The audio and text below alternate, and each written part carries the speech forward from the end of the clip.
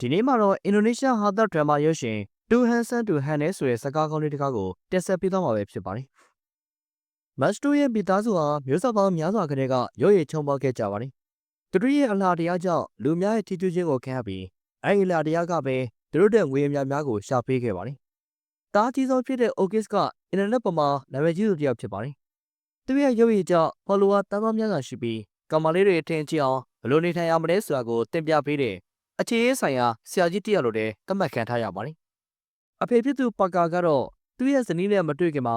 မိန်းကလေးပေါင်း1200ကျော်နဲ့တွဲခဲ့မှုတွေနှလုံးသားကိုဖမ်းဆသူတယောက်ဖြစ်ခဲ့ပါတယ်။အဖေဖြစ်သူပါကာရဲ့ဇနီးကလည်းယောက်ျားဆန်နဲ့ထင်ရှားသောနှကမ်းမွေးတွေရှိတဲ့ကြောင်းရုပ်ရည်ချောမောတယ်လို့သတ်မှတ်နိုင်ပါတယ်။အဲဒီနောက်ဇလိုက်ကူလင်းကအငယ်ဆုံးသားဖြစ်ပြီးသူတို့အားလုံးထဲမှာဆက်ဆောင်မှုရှိဆုံးဖြစ်ပါတယ်။ကူလင်းတယောက်ကလွဲလို့မိသားစုဟာရုပ်ရည်ချောမောတဲ့သူတွေအနေနဲ့သူတို့ရဲ့ဘဝကိုအသားကျနေခဲ့ကြပါပြီ။ကိုလင်းတယောက်ကတော့သူ့ရဲ့ရုပ်ရည်ချုံမောမှုတွေကြောင့်တာမန်တန်းနေထိုင်ဖို့ရုပ်ကံရရဆဲဖြစ်ပါတယ်။သူဟာတာမန်ဆွမ်းဆောင်မှုရှိတဲ့သူတယောက်သာဖြစ်ခဲ့မယ်ဆိုရင်ကောင်းပါပဲလို့ဆုတောင်းနေခဲ့ရသူပါ။အဲလိုဆိုရင်မိန်းကလေးအုပ်စုတိုက်ကသူ့နောက်ကိုလိုက်နေစရာမလိုပဲအပြင်ကိုသွားနိုင်မှာဖြစ်ပါတယ်။သူရဲ့ဆွမ်းဆောင်မှုရှိတဲ့မျက်နှာကိုမြင်လိုက်ရတဲ့မိန်းကလေးတိုင်းဟာယူသွတ်သွားကြပြီးတတိလစ်သွားကြသလိုစပင်းတွေကိုဆွဲဖျက်ကြကနှာခေါင်းသွင်းရှန်တာမျိုးတွေလည်းဖြစ်တတ်ကြတယ်ဗျ။ကိုလင်းဟာမိန်းကလေးတယောက်နဲ့အစစ်အမှန်ဆက်ဆံရေးမျိုးတစ်ခါမှမရှိခဲ့ပါဘူး။သူဟာလူအများကြားတဲ့ကိုတက်လက်များမတော်ဖို့ရှာရှာပြီးအခုချိန်ထိအိမ်မှာပဲကြောင်းတက်ခဲ့ရပါတယ်။ကိုလင်းမှာအိမ်မွေးငါးလေးကလွဲလို့စကားပြောရတဲ့တငယ်ချင်းလည်းမရှိခဲ့ပါဘူး။သူဟာကက်တွေနဲ့ကစားပြီးအတန်ထွက်ကစကားပြောရရှိပါတယ်။သူ့မိသားစုကသူ့ကိုစိတ်ပူပြီးကင်မရာကနေတစ်ဆင့်စောင့်ကြည့်နေခဲ့ရပါတယ်။မိသားစုကကိုလင်းကိုတာမန်စကြတဲ့ဘဝကိုပိုင်ဆိုင်စေချင်ပြီးသူ့ကိုကူညီဖို့အကောင်းဆုံးကြိုးစားနေခဲ့ကြပါတယ်။အိုကစ်ကသူ့ကိုမိန်းကလေးပုံတွေကိုမကြာခဏပြပြီးတရားနဲ့တွဲပြီးဖို့ကြိုးစားပါတယ်။ဒါပေမဲ့ကိုလင်းကမိန်းကလေးတွေရဲ့ပုံစံဟာသူ့ကိုမကြိုက်တဲ့သူဖြစ်တယ်လို့ဆိုပါတယ်။ကိုလင်းကသူ့ရဲ့မျက်နှာကြောင့်မဟုတ်ပဲသူ့ရဲ့စိတ်နေစိတ်ထားနဲ့သူ့ရဲ့ကိုယ်ရည်ကိုယ်သွေးတွေကိုမြင်စေခြင်းခဲ့တာပါ။ကိုလင်းကိုအပြစ်ထပ်ဖို့ဆရာထက်ကြောင်ဘာမှအလုံးဖြစ်ခဲ့တဲ့အခါမှာတော့မိသားစုကတဆင်တိုးပြီးလွှတ်ဆောင်ခဲ့ကြပါတယ်။သူတို့ကငွေကြေးပြဿနာအတုကိုဖန်တီးပြီးသူ့ကိုကြောင်းသားဖို့အပြစ်ရှိသလိုခံစားရအောင်လုပ်ဖို့တဲ့စီစဉ်ခဲ့ကြပါတယ်။တညမှာကိုလင်းကရေသွားသောဖို့နိုးလာတဲ့အခါမှာသူမိဘတွေကသူတို့ရဲ့ငွေကြေးအခြေအနေတွေစိုးရိမ်နေသလိုဟန်ဆောင်ကြပါတယ်။သူတို့ကကိုလင်းရဲ့အိမ်မှာတင်တဲ့ကျောင်းစိတ်တွေငွေလုံလောက်အောင်မရှာနိုင်မချင်းမနေ့စာအတွက်ကျဲဥမှွေကျော်ပဲစားမယ်လို့အလွန်ကျူးပြောဆိုခဲ့ကြတယ်ဗျ။သူကသူမိဘတွေကိုအဲ့လိုဒုက္ခပေးမိလို့အယက်ခံစားသွားခဲ့ရပါတယ်။နောက်တနေ့မနေ့ရောက်တော့ကိုလင်းဟာလာမယ့်တင်းကြမှာကျောင်းသားမယ်လို့ပြောလိုက်ပါတယ်။သူကရကြလေးကျောင်းမဲတောင်းမယ်လို့ပြောလိုက်တဲ့အခါမိသားစုကအယက်ပျော်ရွှင်နေခဲ့ကြပါတယ်။သူတို့ကမိန်းကလေးတွေနဲ့စကားပြောနိုင်စေခြင်းပေမဲ့ခြေတလန်းကဆာလန်းတွေကျင်းနေသွားခဲ့ကြပါတယ်။နောက်ဆုံးဝင်ငယ်တစ်ခုမှာတော့ကိုလီရဲ့ပထမဆုံးကျောင်းဆက်တဲ့နေ့ကိုရောက်ရှိခဲ့ပြီဗျ။အိုကစ်ကသူ့ကိုဆိုင်ငယ်နဲ့လိုက်ဖို့ပေးပေမဲ့ကိုလင်းကအုတ်ထုတ်ကိုမချွတ်ခဲ့ပါဘူး။သူကသူ့ရဲ့ရုပ်ရည်ချုံမတာကိုဖုံးခဲ့ဖို့တဲ့တရေလုံးအုတ်ထုတ်စားဖို့တဲ့စီစဉ်ထားခဲ့ပါတယ်။ဒါမဲ့အုတ်ထုတ်ကတူတင်ထားတာထက်ပိုပြီးတော့မှအာရုံစိုက်ခံရတဲ့အခါအစီအစဉ်ကဓာတ်မဲ့ဖြစ်သွားခဲ့ပါတယ်။ကိုလင်းကအတန်းရဲ့နောက်ဆုံးကမှတတိစိတ်ထိုင်နေပေမဲ့အတန်းရဲ့အနာကျင့်တဲ့သူစီတီနဲ့သူ့ရဲ့နောက်လက်တွေကသူ့ကိုအော်ခေါ်ကြပါတယ်။ဆီယမကအတန်းလေးကိုဝင်လာတဲ့ခါမှာလည်းအုတ်ထုတ်စားထားတဲ့ကျောင်းသားလေးတစ်ယောက်ကိုတွေ့လို့အော်သွားခဲ့ပါတယ်။သူကကြင်ဆိုသလိုပဲအုတ်ထုတ်ကိုချုပ်ဖို့တဲ့တောင်းဆိုခဲ့ပါတယ်။ကိုလင်းမာကလိုက်ရောဘိုးကလည်းတော့အချောင်းကြီးလည်းမရှိခဲ့ပါဘူး။ဒီကသူကသူ့ရဲ့မျက်နှာကိုထုတ်ပြဖို့တဲ့အုတ်ထုတ်ကိုဖြည်းဖြည်းချင်းချွတ်လိုက်တယ်ဗျ။နောက်ဆုံးဝင်ငယ်တစ်ခုမှာတော့ဆီယမကိုလူနာတင်ကားပေါ်တင်နေတာကိုတွေ့တယ်ရပါတယ်။ကိုလင်းရဲ့အလှကြောင့်သူမနှာခေါင်းသွင်းရှံပြီးအသက်ရှူမြန်လာတာကြောင့်ဖြစ်ပါတယ်။အကြောင်းကလေးတွေကကျောင်းအကြီးကိုကျောင်းသားတစ်ကအရန်ချော်ရီတို့တိုက်ကြကြပါတယ်။ကိုလင်းကအိမ်ပြန်ဖို့ဈဉ္ညံကိုပြေးသွားပေမဲ့အနိုင်ကျင်းတဲ့သူတယောက်ကချစ်ချစ်တာကိုခံလိုက်ရပါတယ်။သူတို့ကကိုလင်းကိုကျောင်းရဲ့ကိုတော်ထဲကိုခေါ်သွားပြီးပါဝါရင်းဂျာတွေလိုကိုမေးဆက်ခဲ့ကြပါတယ်။သူတို့ကတီကာတန်လို့ခေါ်တဲ့အနိုင်ကျင်းတဲ့အဖွဲ့ဖြစ်နေခဲ့ပါတယ်။အဲ့ဒီအဖွဲ့ကိုကျောင်းအကြီးအသားစီတီကဥဆောင်ပါတယ်။သူတို့ကကိုလင်းရဲ့အကူအညီနဲ့ကျောင်းကပွဲမှာမိန်းကလေးတယောက်ကိုစကားပြောဖို့လိုအပ်ကြောင်းထုတ်ဖော်ပြောခဲ့ပါတယ်။စီတီက BBN ကျောင်းရဲ့အလားဆုံးမိန်းကလေးအမန်ဒါနဲ့ကျောင်းကပွဲကိုမတော်ရမချင်းဝဲယူဖို့ညှင်းဆန်နေခဲ့ပါတယ်။ဒါပေမဲ့သူမဟာရိုးရီချုံမောတဲ့ယောက်ျားလေးတွေရဲ့တောင်းဆိုမှုတွေကိုသာလက်ခံတာကြောင့်အဲ့ဒီအဖွဲ့ကကိုလင်းရဲ့အကူအညီနဲ့ကျောင်းကပွဲကိုတက်ရောက်ဖို့ကိုဖိတ်ကြားပေးစေချင်ခဲ့တာပါ။သူတို့ကယူသားတဲ့ကောင်လေးကီဘူဟာကိုလင်းကိုကူညီပြီးလမ်းပြပေးဖို့တာဝန်ပေးခဲ့ပါတယ်။ကီဘူကလည်းအရင်တုန်းကသူတို့အဖွဲ့ထဲမှာနောက်ပြောင်မှုတွေရဲ့တားကောင်ဖြစ်ခဲ့ပြီး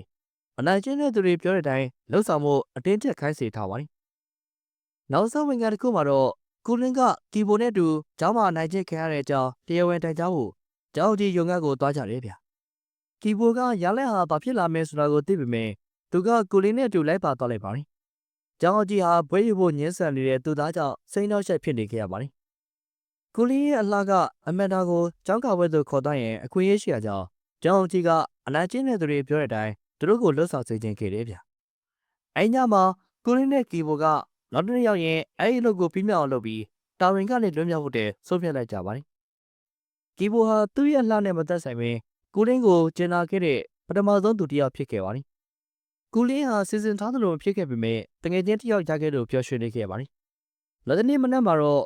သူတို့ BPN ကျောင်းကိုသွားခဲ့ကြပါတယ်။မိန်းကလေးတွေဟာယောက်ျားလေးတွေရှိနေတာကိုအနက်ခံမိကြပါတယ်။သူတို့ကယူဆိုးတဲ့ယောက်ျားလေးတွေဟာကျောင်းမင်းတွေကိုဝင်ခွင့်မပြုဖို့တင်းကျပ်ထားပါတယ်။ကူလင်းဟာအုတ်ထုတ်ဆောင်ထားတာကိုသတိထားမိတဲ့အခါကျောင်းတစ်ခုလုံးကသူ့ကိုအုတ်ထုတ်ချွတ်ဖို့အတွက်တောင်းဆိုကြပါတယ်။မယုံနိုင်စရာစိုးရိမ်ကတစ်ခုမှာတော့ကူလင်းကအုတ်ထုတ်ကိုချွတ်လိုက်ပြီးမိန်းကလေးတွေကြားမှာအပြက်စီးတွေဖြစ်သွားခဲ့ကြတယ်ဗျ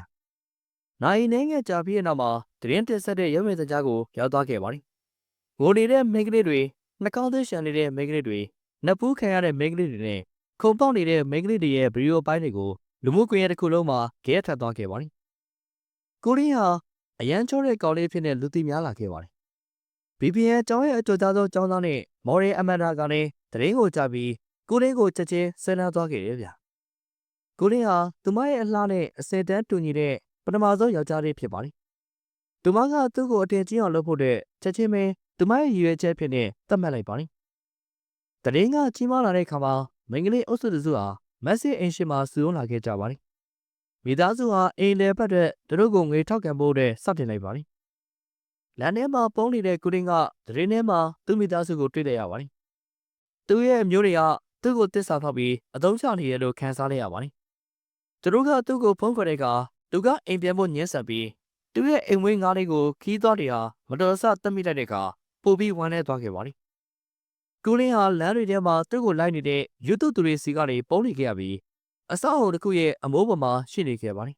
။ရုတ်တရက်သူ့နောက်မှာမိန်းကလေးတစ်ယောက်ပေါ်လာပြီးသူကအမိုးပေါ်ကနေခုံချမလို့လားလို့မေးလိုက်ပါတယ်။ကူလင်းကသူမကိုအံ့ဩသင့်စွာနဲ့ကြည့်လိုက်တယ်ဗျ။ဘာကြောင့်လဲဆိုတော့သူမကသူ့ကိုမြင်တဲ့အခါနှာခေါင်းသွေးမရှံသလိုတတိလဲမလစ်သွားလို့ပါ။မိန်းကလေးဟာစကားပြောဖို့ညှင်းဆန်ပြီးရိုးရှင်းစွာနဲ့ပဲလှည့်ထွက်သွားခဲ့ပါတယ်။ကူလင်းကအရန်စစ်လို့ရှားနေကြတဲ့ကြောင့်စကားတော့ကောင်းပြောနိုင်ခဲ့ပါဘူး။အဲဒီတွေ့ဆုံမှုကသူ့ရဲ့တနေ့တာကိုအများဆုံးပိုကောင်းသွားစေခဲ့ပါတယ်။ခဏကြာမှသူကကီဘိုကိုဖုန်းခေါ်ပြီးကီဘိုကကူလင်းကိုလာခေါ်ကသူ့ရဲ့အိမ်ကိုဖိတ်ခေါ်လိုက်ပါတယ်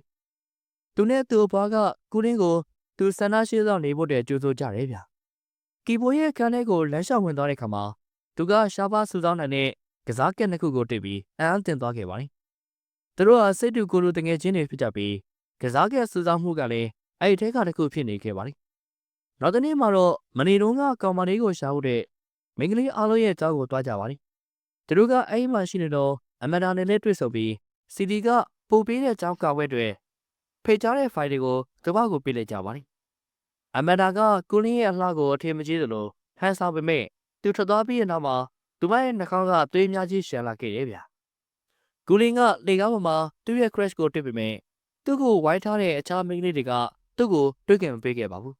။နောက်ရက်နေငယ်ကြာတဲ့အထိကူလင်းနဲ့ကီဘိုတို့ဟာအရာအလုံးကိုအတူတူကလှုပ်ဆောင်ပြီးအကောင်းဆုံးတငယ်ချင်းတွေဖြစ်လာခဲ့ကြပါတယ်။နောက်တနေ့နေ့လယ်ပိုင်းမှာကီဘိုကကူလင်းကိုပူဇော်ကစားဖို့တဲ့ခေါ်သွားပါတယ်။ကူလင်းကသူ့ရဲ့ crush ရီရီကိုမကြာခဏတွေ့ဆုံဖို့တဲ့သွားလေရှိပါတယ်။ပွဲပြီးတဲ့နောက်မှာကူလင်းကအနီးနားကဆိုင်မှာအလုံးလုံးကန်နေတဲ့မိန်းကလေးကိုသတိထားမိသွားခဲ့ပါတယ်။ကူလင်းကသူမအားငေးကြည့်နေတာကိုမထိနိုင်ခဲ့ပါဘူး။အဲ့ဒီအချိန်မှာပဲကီဘိုရောက်လာပြီးရီရီကိုကူလင်းနဲ့မိတ်ဆက်ပေးပါတယ်။ကူလင်းကသူမဟာကီဘိုရဲ့ crush လည်းဖြစ်နေတယ်ဆိုတာကိုသိလိုက်ရတယ်ဗျ။သူတို့နှစ်ယောက်ဟာအတော်လေးရင်းနှီးပုံရပြီးဒီခိုက်တဲ့ဟာကူလင်းကိုမနာလို့ဖြစ်စေခဲ့ပါတယ်။အဲ့ဒီညမှာပဲသူကအိပ်မပြောနိုင်ခဲ့ပါဘူး။ဘာလို့လဲဆိုတော့အဲ့ဒီခံစားချက်ဟာသူ့အတွက်အသစ်ဖြစ်ပြီးရှုပ်ထွေးနေလို့ပါ။ကူလင်းဟာအခြေရေးဆိုင်ရာဆရာတယောက်ဖြစ်တဲ့ Ogis ကိုတတိယထားပြီးသူနဲ့တွေ့ဖို့တဲ့စီစဉ်လိုက်ပါတယ်။နောက်တနေ့မနက်မှာတော့သူတို့နှစ်ယောက်တွေ့ဆုံကြပြီး Ogis ကပျော်ရွှင်မှုမျက်ရည်တွေနဲ့တူငိုကြွေးနေခဲ့ပါတယ်။ Ogis ဟာသူ့ညီကိုမိန်းကလေးတွေကြားအကြံဉာဏ်ပေးဖို့အတွက် အဲ့ဒီကိုစောင့်နေခဲ့တာဗျကိုလင်းဟာသူ့ကိုပရိသတ်တွေစီရောင်းစားခဲ့တဲ့သူ့ရဲ့မိသားစုကိုခွင့်လွှတ်လိုက်ပါတယ်ဘာလို့လဲဆိုတော့အဲ့ဒါမဖြစ်ခဲ့ဘူးဆိုရင်သူကရီဝီကိုဘယ်တော့မှတွေ့ဆုံနိုင်မှာမဟုတ်တော့လို့ပါညီကိုနှစ်ယောက်ဟာဈေးဝယ်ထွက်ပြီးအိုဂစ်ကကိုလင်းကိုသူ့ရဲ့ခရစ်ကအထင်ကြီးအောင်လုပ်ဖို့အတွက်လုပ်တဲ့ချက်တွေကိုစည်ရင်းပြုစုပေးခဲ့ပါတယ်ကိုလင်းကအိုဂစ်ရဲ့အကြံပြုချက်တွေကိုလိုက်နာတဲ့အခါကီဘိုသိတယ်လို့ရီဝီကိုသိဖို့အတွက်ဝေးသေးတယ်ဆိုတာကိုသတိထားမိသွားပါတယ်ဒါပေမဲ့သူကသူ့ရဲ့ယောက်ျားလေးတွေရဲ့ကြောင်းကိုလာပြီးကိုလင်းကိုသူမရဲ့မွေးနေ့ဖိတ်စာကိုပေးခဲ့ပါတယ်ဒါတွေမခသေးပဲသူမကကိုလင်းကိုလက်ဆောင်အနေနဲ့ဖုန်းသုံးလုံးလေးပေးခဲ့ပါတယ်နောက်ဆုံးဝင်ကတစ်ခုမှာတော့ကီဘိုကိုလင်းနဲ့ရီဝီတို့ကကာရိုဂီကိုသွားခဲ့ကြပါတယ်နောက်ဆုံးမှာရီဝီနဲ့ကိုလင်းတို့ကအတူတူချင်းဆိုခွင့်ရခဲ့ပါတယ်ကိုလင်းကသူမနဲ့သူတချင်းဆိုရလို့စိတ်လိုရှားနေပေမဲ့ရီဝီကတော့ကီဘိုကိုပဲအာရုံစိုက်နေခဲ့ပါတယ်သူမကကီဘိုဟာပြန်ကျနေတဲ့ဆိုတာကိုကိုလင်းကမကြခင်မှာသတိထားမိသွားခဲ့ပါတယ်အဲ့ဒီအသည့်ကသူ့ရဲ့နှလုံးသားကိုမနာလိုမှုနဲ့တူပျက်စီးပစ်လိုက်ပါတယ်ဒါကြောင့်ကီဘိုမရှိတဲ့အခါသူမဟာကီဘိုကို crash နေရလားလို့ဓာတ်ရိုက်မိလိုက်ပါတယ်အစာပိုင်းမှာရီဝီကညှင်းဆန်ပေမဲ့ကီဘိုဟာအမန်ဒါကိုချစ်နေတယ်လို့လိန်ညာပြီးပြောလိုက်တဲ့အခါသူမရဲ့မျက်နှာကညှို့ငယ်သွားခဲ့ရဲ့ဗျာသူမရဲ့မူရဟာကိုလင်းရဲ့တန်တရားတွေကိုအတီးပြုတ်အတွက်လုံလောက်ခဲ့ပါတယ်အိမ်ပြန်ရောက်ပြီးတဲ့အခါမှာကိုလင်းကအမန်ဒါကိုဖုံးကွယ်ပြီးအကူကြီးတောင်းခဲ့ပါတယ်အမန်ဒါကကိုလင်းပြောတဲ့ဘာမဆိုလုပ်ဖို့အတွက်ကျင်ကျင်နဲ့ကြီးသဘောတူခဲ့ပါတယ်နောက်တစ်နေ့မှာတော့အမန်ဒါရဲ့မွေးနေ့ကိုဂုဏ်ပြုဖို့အတွက်လူအများပြားကစုရုံးရောက်ရှိလာခဲ့ကြပါတယ်ကိုလင်းနဲ့ကီဘိုရောက်လာတဲ့အခါအမန်ဒါကသူတို့ကိုကြိုဆိုလိုက်ကြပါတယ်ထူးဆန်းစွာနဲ့ပဲသူမကကိုလင်းထက်ကီဘိုကိုပို့ပြီးစိတ်ဝင်စားပုံရပါတယ်သူမကကီဘိုကိုတီးတဲ့စကားပြောဖို့တော့ခေါ်ထုတ်သွားခဲ့ပါတယ်အချိန်ထဲမှာပဲရီရီကပါတီကိုရောက်လာပြီးအမန်ဒါကကီဘိုကိုနမ်းနေတာကိုတွေ့ထရတယ်ဗျနှလုံးသားကွဲကြေသွားပြီးသူမကအပြင်ကိုပြေးထွက်သွားခဲ့ပါတယ်သူမရဲ့အားနည်းချက်တွေကိုခွင့်ကောင်းယူပြီးကိုလင်းကရီရီပေါ်သူ့ရဲ့ခံစားချက်တွေကိုဝေခံထုတ်ပေါ်လိုက်ပါတယ်ရီရီကသူ့ကိုကျေးဇူးတင်ပေမဲ့သူ့ကိုတကယ်ချင်းဆက်ပေါ်တဲ့သူတစ်ယောက်အနေနဲ့ဘယ်တော့မှမမြင်ခဲ့ဘူးလို့ပြောခဲ့ပါတယ်သူ့ရဲ့တူးသေးသောကောင်းသောတကယ်ချင်းကိုစန့်ကျင်ပြီးကြံစီပြီးတဲ့နောက်မှာတော့ကိုလင်းကဘာမှပြန်မရခဲ့ပါဘူးစီတီတို့အဖွဲ့ကလည်းအမန်ဒါကကီဘိုကိုနမ်းနေတာကိုတွေ့ပြီးမနာလိုမှုတွေတဖွာဖွာဖြစ်ပေါ်လာခဲ့ကြပါတယ်သူတို့ကအဲ့ဒီအတွက်ကီဘိုကိုရိုက်နှက်ကြပြီးကိုလင်းကအနီးနားကနေဝေပါဖို့အတွက်အရန်နောက်ကျနေပြီးကြည့်နေခဲ့ရပါတယ်အဲဒီနောက်မှာသူကကီဘိုကိုအိမ်ခေါ်လာပြီးသူ့ဖွားနဲ့သူကီဘိုရဲ့တရားတွေကိုကုသပေးခဲ့ကြပါတယ်ကီဘိုဟာသူ့ရဲ့နာကျင်မှုကြောင့်ညီညွတ်တန်တွေကိုကြားပြီးမှကိုလင်းကသူ့အကြီးကျယ်မှားယွင်းခဲ့တာကိုနောက်နောက်ရပြသွားခဲ့ပါတယ်နောက်တစ်နေ့မှာတော့ကိုလင်းအချိန်တော်ကြာလိုချင်နေခဲ့တဲ့ဒနာယီတာကက်ကက်ကိုကီဘိုကပေးခဲ့ပါတယ်အပြစ်ရှိသလိုခံစားနေခဲ့ရတဲ့ကိုလင်းဟာသူလုပ်ခဲ့တဲ့အမှားအလုံးကိုဝေခံလိုက်ပါတယ်ကီဘိုဟာအံ့အားသင့်ပြီးတစ္ဆာဖောင်းခြင်းကိုခံရလို့နာကျင်သွားခဲ့ပါတယ်ကိုလင်းဟာရီရီကိုကြိုက်နေတယ်ဆိုတာသိခဲ့ရင်သူကရီရီကိုထားခဲ့မှာပါလို့ပြောလိုက်တဲ့အခါကိုလင်းဟာပိုပြီးနာကျင်စေတာကလွဲလို့ဘာမှမလုပ်ဆောင်နိုင်ခဲ့ပါဘူးနောက်ဆုံးမှာကီဘိုကသူ့ကိုချက်ချင်းပဲအိမ်ကနေထွက်သွားဖို့အမိန့်ပေးလိုက်ပါတယ်သူမှားနေတယ်ဆိုတာကိုသိတဲ့ကိုလင်းဟာရိုးရှင်းရှင်းနဲ့ပဲထွက်သွားခဲ့ပါတယ်ကိုလင်းကတလအကြာမှာအိမ်ကိုနောက်ဆုံးပြန်ရောက်လာခဲ့ပါတယ်သူမိသားစုကအရန်ပျော်ရွှင်နေခဲ့ကြပေမဲ့ကိုလင်းအတွက်တော့ပျော်ရွှင်မှုဆိုတာဘာမှမသိခဲ့ပါဘူးသူကသူ့ခန်းထဲမှာသူ့ကိုယ်သူတောက်ခတ်ပြီးဘလို့ကမှစကားပြောဘူးဗျဒါပေမဲ့အားလုံးတဲ့ကိုလင်းဟာသူ့ရဲ့ကောင်းဆုံးတငယ်ချင်းကိုလွမ်းဆွနေခဲ့ပါတယ်သူတို့နှစ်ယောက်ဟာတခါတလေတိုက်ဆိုင်ပြီးတွေ့ကြပေမဲ့နှလုံးချင်းဆွေပြီးကြည့်တာထက်မပိုခဲ့ကြပါဘူးကိုလင်းရဲ့မိခင်ကသူ့ရဲ့ကျမကြီးတဲ့စိုးရိမ်နေခဲ့ပါတယ်ကိုလင်းရဲ့အမေဟာအဲ့ညမှာပဲသူ့သားစီကိုတောက်ပြီးဘယ်တော့မှမသေးဆုံးခဲ့တဲ့သူ့ရဲ့အိမ်မွေးငါးလေးကိုပေးခဲ့ပါတယ်ကိုလင်းသာစိတ်ချမ်းသာမယ်ဆိုရင်အိမ်မှာပဲကြောင်းပြန်တက်လို့ရတယ်လို့လည်းပြောခဲ့ပါတယ်မိသားစုကသူ့ရဲ့ပျော်ရွှင်မှုကိုပဲလိုချင်ပြီးအဲ့ဒီတက်ဘာမဆိုလုပ်ဖို့အတွက်အဆင်သင့်ပါပဲသူမရဲ့စကားတွေကြောင့်စိတ်ထိခိုက်သွားတဲ့ကိုလင်းဟာ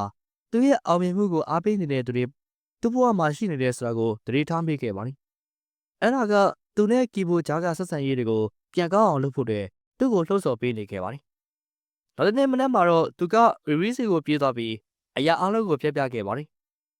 နောက်ဆုံးဝင်ငယ်တစ်ခုမှာတော့ကိုလင်းကကီဘိုစီကိုသွားပြီးတောင်းပန်ဖို့ကြိုးစားခဲ့ပါတယ်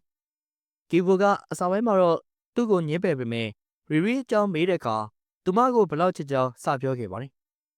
ကိုလင်းကရီရီဟာဖုန်းထဲမှာသူ့ကိုအချင်းပြနားထောင်နေတဲ့စာကိုပြသခဲ့ပါတယ်ဒီလိုနဲ့သူတို့ရဲ့ဆက်ဆံရေးကိုပြန်လည်တည်ဆောက်ပြီးသူတို့နှစ်ယောက်ဟာ ခိုင်မာတဲ့တငယ်ချင်းတန်ရုပ်စင်ကိုပြန်လည်ရရှိသွားခဲ့ကြပါတယ်။ရန်နေငယ်ကြာပြီးတဲ့နောက်မှာတော့သူတို့အားလုံးကကျောင်းကဝဲကိုအတူတူသွားခဲ့ကြပါတယ်။ကီဘိုးရဲ့ချစ်သူကဝီဝီဖြစ်ပြီးကိုလင်းကိုတစ်ပတ်သက်ချစ်ပြီးအနစ်နာခံသွားတဲ့ကောင်မလေးကတော့အမန်ဒါဖြစ်ပါတယ်။မျော်လင့်ထားတဲ့အတိုင်းပဲကိုလင်းနဲ့အမန်ဒါတို့ကကျောင်းကဝဲဘရင်နဲ့ဘရင်မဆုကိုရရှိသွားခဲ့ကြပါတယ်။ကိုလင်းကိုမိန်းကလေးတယောက်က